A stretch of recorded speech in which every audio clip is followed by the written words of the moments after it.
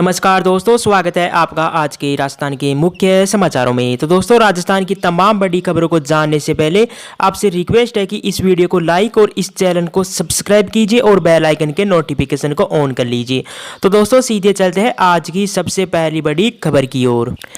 Corona vaccine. Jaipur में corona vaccine की trial के नतीजे सकारात्मक रहे। जी हां दोस्तों, आपको बता दें कि जयपुर के एक निजी अस्पताल में कोरोना संक्रमण की रोकथाम के लिए चल रहा कोवैक्सीन का ट्रायल सोमवार को चौथे दिन भी जारी रहा। यहां प्रदेश के विभिन्न जिलों से पहुंचे वॉलंटियर्स का वैक्सीनेशन किया गया। रात की बात यह है कि अभी तक किसी को भी साइड इफेक्ट सामने नहीं आया है। यहां 1000 लोगों पर ट्रायल होना है। अब तक 400 लोगों का ट्रायल हो चुका है। 30 दिसंबर तक सभी ट्रायल के बाद उन सभी पर 1 माह तक मोबाइल से नजर रखी जाएगी और उसके बाद उनके स्वस्थ होने की स्थिति में रिपोर्ट आईसीएमआर को दी जाएगी। डॉक्टर्स का कहना है कि फरवरी या मार्च में स्वदेशी कोवैक्सीन आना शुरू हो जाएगी।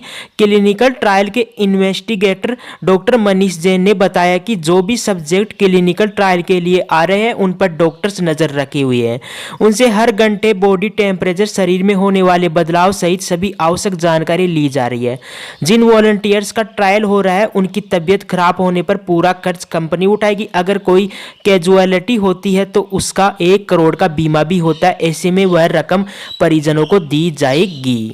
इसके बाद दोस्तों, अगली बड़ी खबर। सरकार की सख्ती, इस बार घर पर ही मनाए नया साल। पब क्लब में नहीं होगा सेलिब्रेशन इस बार। सार्वजनिक कार्यक्रम पर भी रोक। जी हां दोस्तों, आपको बता दें कि सीएम गहलोत ने सोमवार को कोविड-19 को लेकर उच्च स्तरीय बैठक ली। इसमें उन्होंने कहा कि जिस तरह से दीपावली पर सरकार ने जो सख्त कदम उठाए थे उसी तरह से सख्ती नए साल पर भी होगी।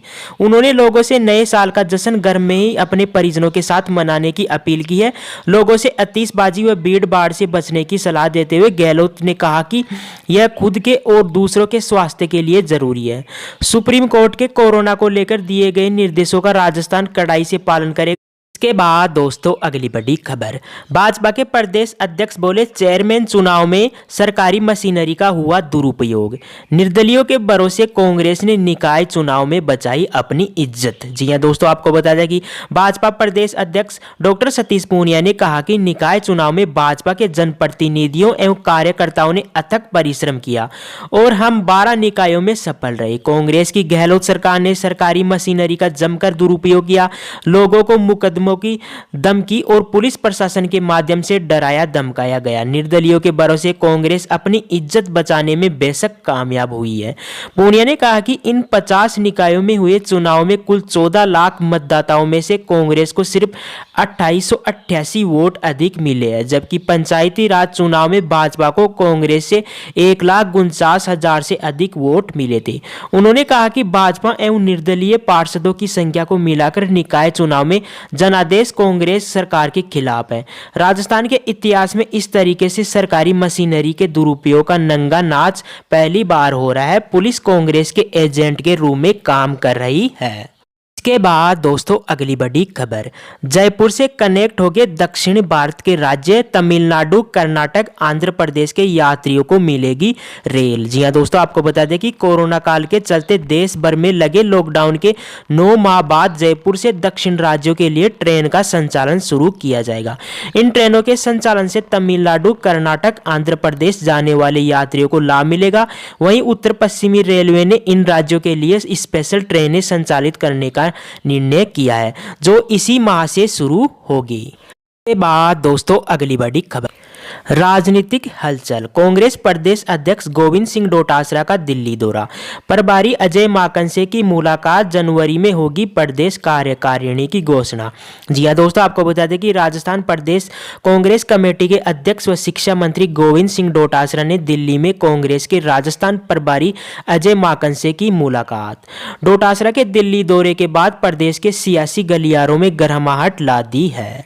दोनों नेताओं के बीच प्रदेश कार्यकारिणी गठित करने के और प्रदेश संगठन के स्वरूप पर विस्तार से चर्चा हुई। इसके अलावा नगर निकाय चुनाव परिणामों पर भी बातचीत हुई। सूत्रों के मुताबिक इस महीने के आखिरी तक प्रदेश कार्यकारिणी के नाम आलाकमान को दिए जाएंगे। इस पर अंतिम मुहर लगने के बाद जनवरी माह की शुरुआत में राजस्थान प्रदेश कांग्रेस कमेटी की कार्यकारिणी की घोषणा की जाएगी।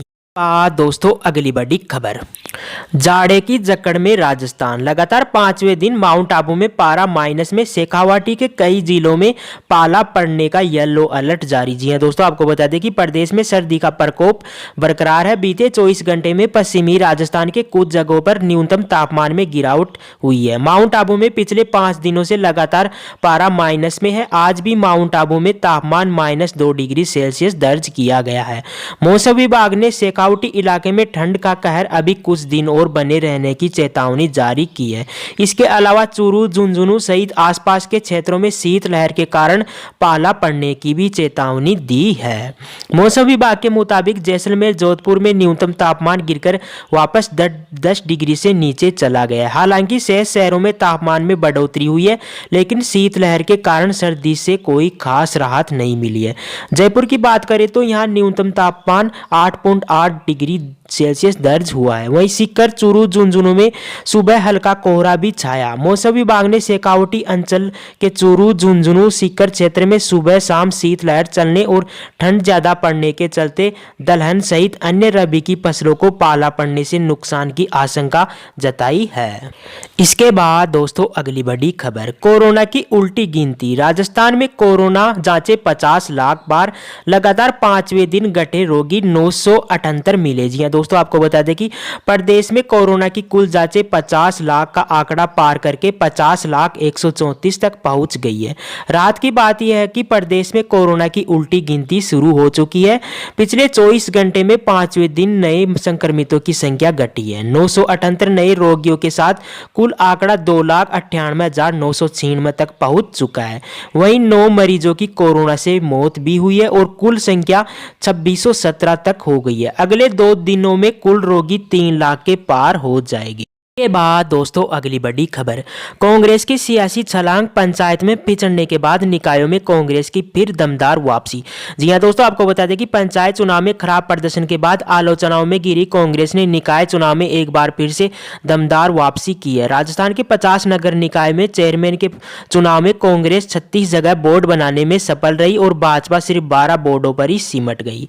इन चुनावों का पूरा मैनेजमेंट डोटासरा ने ही संभाला था। उन्होंने कहा कि पूरा चुनाव शांतिपूर्ण रहा, वो कहीं कोई विरोध या कोई विवाद नहीं हुआ। नतीजे हमारी उम्मीदों के मुताबिक आए। गौरतलब है कि पंचायत चुनाव में हार के बाद डोटासरा को काफी आलोचना झेलनी पड़ी थी। दोस्तों अगली बड़ी खबर, सीकर जेल में सत्याग्रह, साथी की मौत के बाद भूख हड़ताल पर कैदी, मनाते रहे जेल के अफसर। जी हां दोस्तों, आपको बता दें कि कैदी शिवराज की मौत के बाद हुआ हंगामा थम नहीं रहा है।